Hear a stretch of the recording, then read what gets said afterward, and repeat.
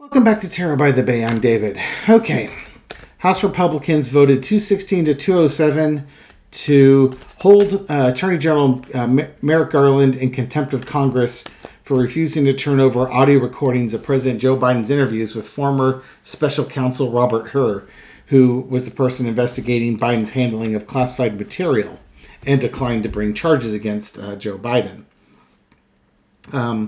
Garland said that it's deeply disappointing that the House of Representatives has turned a serious congressional authority into a partisan weapon.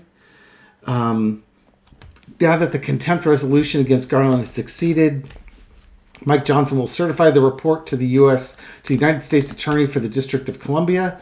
Under law, this certification then requires the U.S. Attorney to bring the matter before the grand jury for its action. But the Justice Department will also make its own determinations for prosecuting. Okay, so what's going on with this here? Basically, Biden's put executive privilege over these tapes. The Justice Department asked the House for what legislative matter they needed the audio tapes, to which the House Republicans wouldn't tell them. So the Justice Department basically determined that the Republicans were basically going to chop up the audio tape, take things out of context, and make a mockery of the interview. The Republicans said, oh, no, that's not it at all. We just want to see the nuance in President Biden's answers to Robert Hur's questions. But the Department of Justice countered saying, we provided you a transcript. And they said, well, we can't trust the transcript. You guys could have changed things on it. So that's where we're at. Not only is the Justice Department weaponized, they're also providing false transcripts to Congress. Now, it's funny. It seems to me what I remember in those, maybe that's why Robert Hur answered it the way he did. When they showed him the transcript saying, do you see this part here where this sentence, yeah, those words are written on the paper, yes. He's almost like implying that I don't know if those are the accurate words or not. So don't hold Robert Hur in any great esteem. Not that anybody here does. Now, for folks that aren't big fans of Merrick Garland, I think even you will acknowledge that this is just a load of crap. You may not like how he handled the January 6th stuff, how slow he moved, how ponderous he is, so on and so forth. But I think you will also agree that this is not something that should be contempt of Congress worthy. Or I could be wrong. Maybe you don't care. I care. I think this is a bunch of crap. But that's just me. So let's look at the energy of this bunch of crap. The energy around the GOP holding him in contempt of Congress. Entertainment purposes only. At the foundation of the reading, we have the Hierophant, representing large government, big organizations. Whether this is, this is basically the judicial branch or the executive branch and the legislative branch all knocking heads together here. And that's crossed with the King of Pentacles. And the Queen of Pentacles underneath it. I'm going to have this as the House wants they want all the information that is available from the Department of Justice. Because they're trying to they're trying to push forward this narrative that the Department of Justice is weaponized, that they're covering for Joe Biden, and there's a big conspiracy that should lead to the impeachment of Joe Biden. Underneath it is the Queen of Pentacles. They have everything that they need that's of use to make their decision. They already have everything they need, and they know they have everything they need. But this is not about needs. This is about wants and desires. They want it all. They know they have enough, but they want it all. It was funny. The Department of Justice also mentioned that the more information that the Department of Justice gives gives Congress, the more upset they get that it's not proving their point, so they want even more information on it. This is the quote. It seems the more information you receive, the less satisfied you are, and the less justification you have for contempt, the more you rush towards it. That's a DOJ Assistant Attorney General Carlos Uriarte, who accused the Republicans of only wanting those audio recordings for political purposes. In the past, we got the Four of Cups. Here's your investigation to impeaching Biden and all this stuff. They keep getting what they want, and they keep not being able to do anything with it. And they want the magic elixir. They want the silver bullet. They want the smoking gun. And it's like the one president who really doesn't do anything wrong. Can you imagine if this was Bill Clinton, they'd have had more than enough stuff by now. And that's not to slam Bill Clinton, say he was like this super corrupt dude or anything along those lines. But Bill Clinton had a sneakier side to him, shall we say? I think that's reasonable. We could say the same thing about Ronald Reagan for sure. H.W. Bush, most likely. Dick Cheney, yes. Obama, sure doesn't appear to be anything going on with Obama, but Trump, yeah, that's great. They got Biden. They found the Boy Scout who took his oath of honor to the scout and his pack seriously. Okay, current situation. They're at a crossroads. They're now trying to do something to keep this investigation alive and keep this whole narrative that the Department of Justice is corrupted. They're trying to keep that narrative alive by bringing up these contempt charges. Now, here's the thing. This now has to go to a grand jury who has to decide if it's more probable than not that Merrick Garland was in contempt of Congress. That's going to be a tough call, to say the least. I think that's going to be a tough call to make, a tough call to bring home. But mind you, the Republicans aren't about telling the truth. They're not about advancing a legislative investigation. It's about messaging to their base. Getting all the mindless zombies to rise up and say, yes, the Department of Justice is corrupt. Now give us our brains. The lesson to be learned is the Knight of Cups. The House members, the GOP House members, they are fake friends. They are fake politicians. They don't have the best interest of the country in mind. They have their political agendas to move forward, but they don't actually do anything for their constituents. Outcome is the Seven of Swords. Yeah, they're going to sneak. They got away with this. They will be able to keep alive the misconception that the Department of Justice is weaponized. It's funny because it sure seemed to be weaponized under Donald Trump when he was using the IRS to audit his enemies, and he was over telling William Barr what to do and how to do it, and it was all over Jeff Sessions, and then you had the toilet dude that we had for a half a moment that thankfully my brain cell flushed that guy's name down the toilet. Please do not write it in the comments. I don't want to reopen that brain cell. Linda G always had fun with him because he apparently was like an owner of a company for toilets that had a deeper bowl for well-endowed men.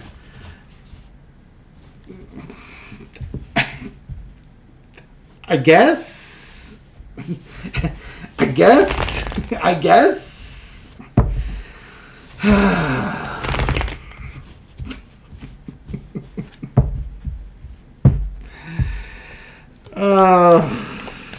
It's just more shenanigans. God, we got another 6 months, 7 months of this. Hopefully, assuming that everybody gets out and votes, does their duty, and gets a friend who doesn't normally vote, get them out there to vote too. We can put an end. We can really put a stake through the heart of this vampire. God. All right. How's the grand jury going to view this case?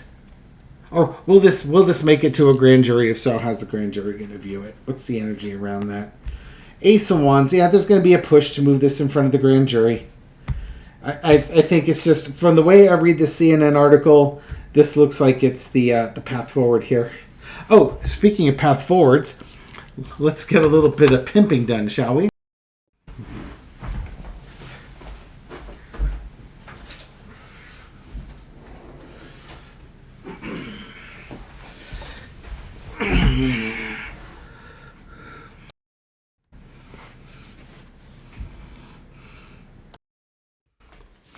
Okay, I've just been talking to myself the last 10 minutes, apparently. Too bad you missed a really good spread. Thank you for watching this video. I have to redo that spread. I've already put the cards away. Basically, what I got on that spread was there's nothing there. The jury's going to look at this thing and just say there's nothing there. But let's see what the next spread is. Maybe I'll get something completely different this time. Tarot's so like that, you know. Okay. How will the grand jury review or review this Merrick Garland case? Mine has like 4 major arcana too. It was an amazing spread. But I guess like the House GOP, you shouldn't just trust my word on it. You want to see the video yourself. Apparently, I thought I hit unpause, but I must have missed it, or it double clicked and it froze and unfroze. So we're back here again. Now, I had the Ace of Wands in the World card the last time. There's the Ace of Wands again. So, yes, this case, I felt like I've done this before. This case is going to go forward. My brother teases me I don't shuffle the cards. I totally shuffle the cards. Crossed with in the 10 of Cups. And then the Empress was up in that last one, too. The Empress was over here last time. And I'm still going to use the same interpretation of it. So we had the World card the last time. Now it's the 10 of Cups. Both are showing a conclusion.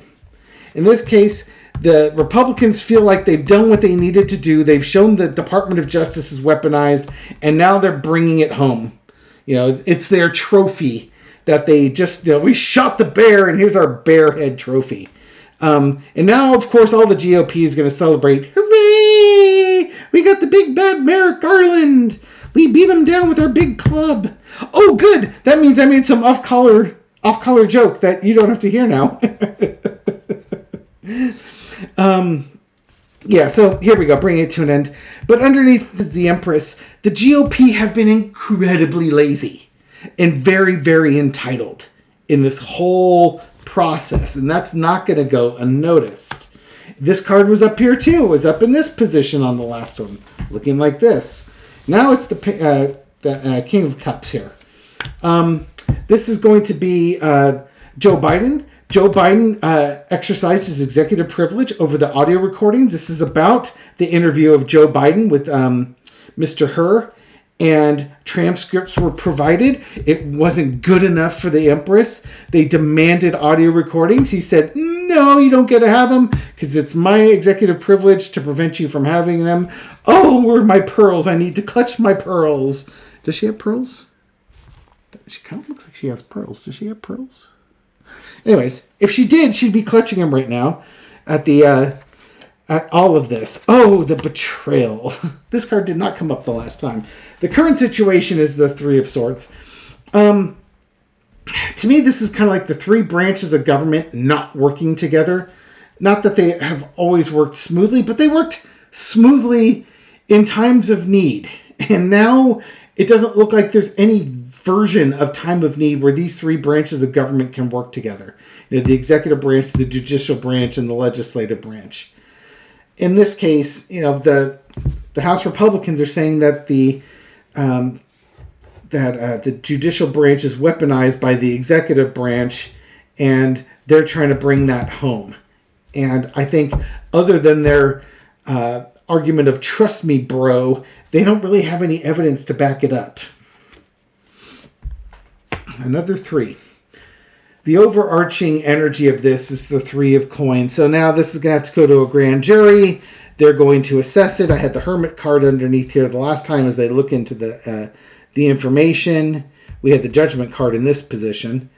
But, you know, they're going to look at it. You know, it'll probably go to, well, at least it'll be argued in front of the grand jury. And the grand jury has to decide whether or not there's enough evidence here to indicate a crime's been committed. That's going to be a really tricky thing to do because Merrick, they provided information up to written transcripts, and as well as Robert Hur testifying in front of Congress, and Biden put executive privilege over the tape. So how did Merrick Garland not do his job? That's going to be what they have to contemplate. I think they're going to have a hard time coming up with a conviction on that.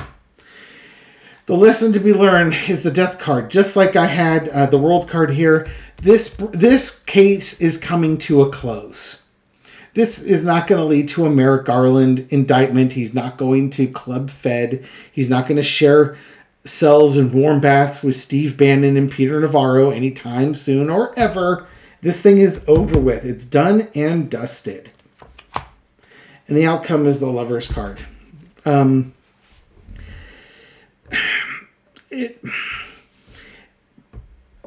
don't know how. Basically, I think what's going to happen, this comes to a close, and what ends up happening next is, even if they could move this stuff forward with a grand jury, by the time it comes to trial, if a trial ever were to happen, the Democrats will be in charge of all three branches of government. And I don't know if they can withdraw things or something along those lines, but this is going to be going away. Heck, by the time this thing could go to a trial, Merrick Garland likely won't be the Attorney General anymore.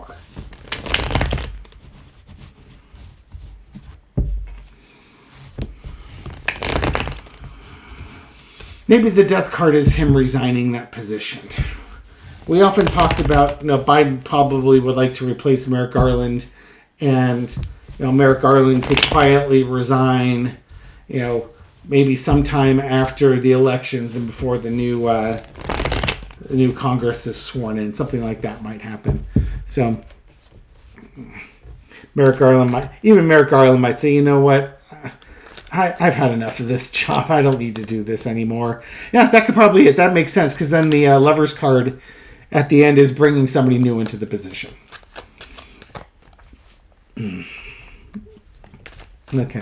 So I managed to get a recording that time and actually got a little further into the future with it. So what's going to happen out of that? A whole lot of nothing. I don't think they're going to really... Oh, yeah, on the previous reading, got the Six of Coins.